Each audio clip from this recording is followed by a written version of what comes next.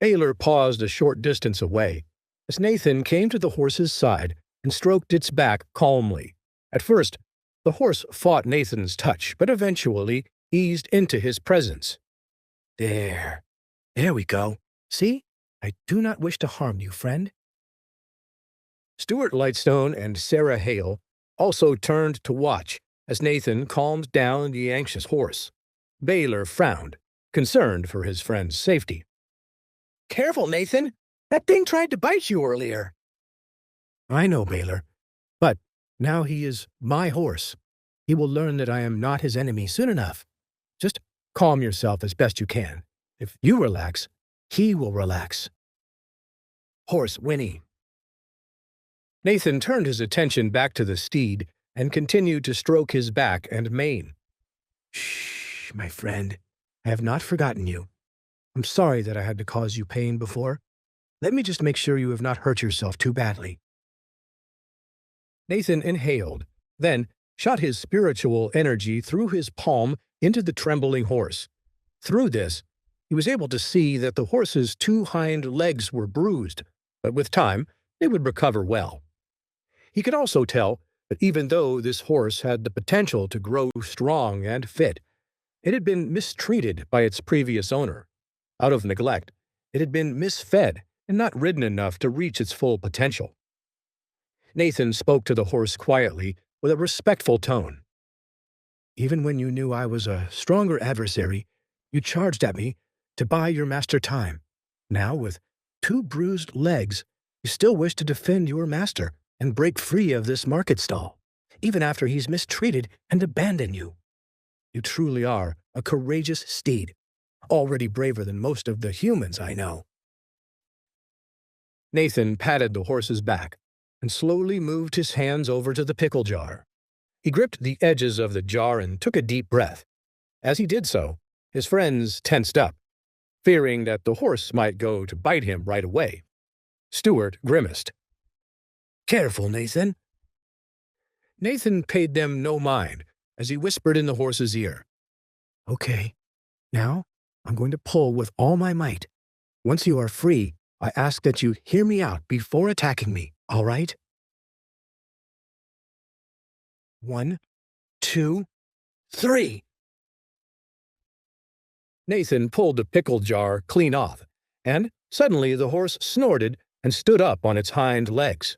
It landed soon after, stomping its feet in front of Nathan's face, determined to face its master's enemy. But before it could go to bite Nathan, it groaned and anxiously looked around the crowd for its rider. Alexander had long withdrawn from the scene, and he was nowhere to be found. Nathan sighed and locked eyes with the mighty stallion. Your old master has left you, my friend. He was not worthy of your efforts. He did not see how strong you truly are, but I do. And if you let me, I promise to ride you often and feed you as you so deserve. The horse held Nathan's gaze and flared its nostrils. He was still deeply upset that his master had disappeared and tried to move past the strange warrior in front of him. However, as soon as his hooves trotted forward, his hind legs buckled and he fell back to the ground. Whoa there, friend. Relax. You're still hurt. Here, have something that might help you. Drink this. It will help you stabilize your legs and heal the bruises. Nathan took out a yellow-colored potion vial from his robes and opened it. He held it up to the horse's mouth and poured out a couple of drops onto his tongue. And now, this one as well, to bolster the effects of the first. Nathan took out a red-colored potion and once again held it up to the horse's mouth. This time, he only allowed a single drop to fall onto the horse's tongue. There, that's better. You should feel better in a moment. Nathan's friends watched in amazement as the horse stood up normally, without any difficulty in a matter of seconds. The bruises on its hind legs had already almost disappeared, and it trotted around Nathan joyfully, now flushed with energy. Nathan smiled at the glowing horse's miraculous recovery and patted its back several times. The horse grunted, then came face to face with Nathan. The two stared at each other solemnly for a moment longer, until the horse licked Nathan's face affectionately, and Nathan began to laugh. I thought you might like that. Sarah Hale frowned, perplexed by the transformation. Nathan, what did you just do to it?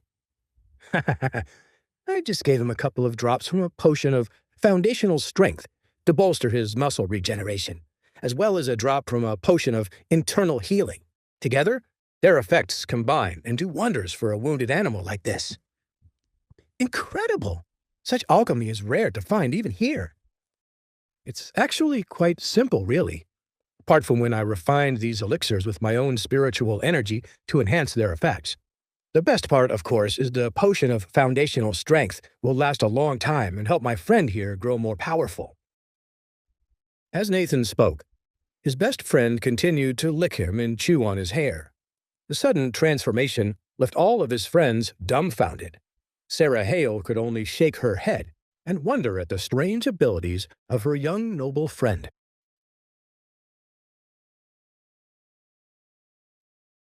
Nathan smiled at his new mount.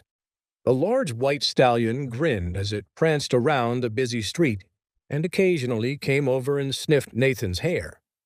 Nathan blinked as he realized that even the horse's fur coat shone brighter with a richer hue. Its dirty grayish color was now replaced with gleaming white.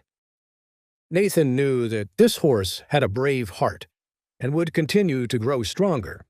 In this world, animals could also grow spiritually powerful over time. Although most animals lacked the proper environment to engage with the spiritual powers of the heavens, Nathan knew that the potions he just fed his horse would allow it to develop its own spiritual abilities. Although Nathan had yet to venture out into the wild, far-off reaches of the world, he knew that there were countless other magical creatures and beasts that roamed the land and engaged in their own spiritual fighting techniques. Nathan knew that if he was successful in the upcoming trial, one of his duties as a Doom faction acolyte would be to go on missions to slay some of those beasts who terrorized the townsfolk of the kingdoms close to the wilder regions of the planet. He knew those fights would not be easy, considering just how powerful some of those creatures were known to be. If he was to be of any use out there in the field, he'd need a trusty steed at his side with magical abilities of their own. Nathan smiled proudly at his new friend as Baylor, Stewart, and Sarah tentatively began to smile. Nathan beckoned for them to approach. Come on over and pet him, I promise you. He won't bite. He knows who his new rider is now. Wait, that's not the end. You've just had a free taste. Now get the full story on the Pocket FM app, link in description. Check out our next video and playlist, and don't forget to like, share, and subscribe.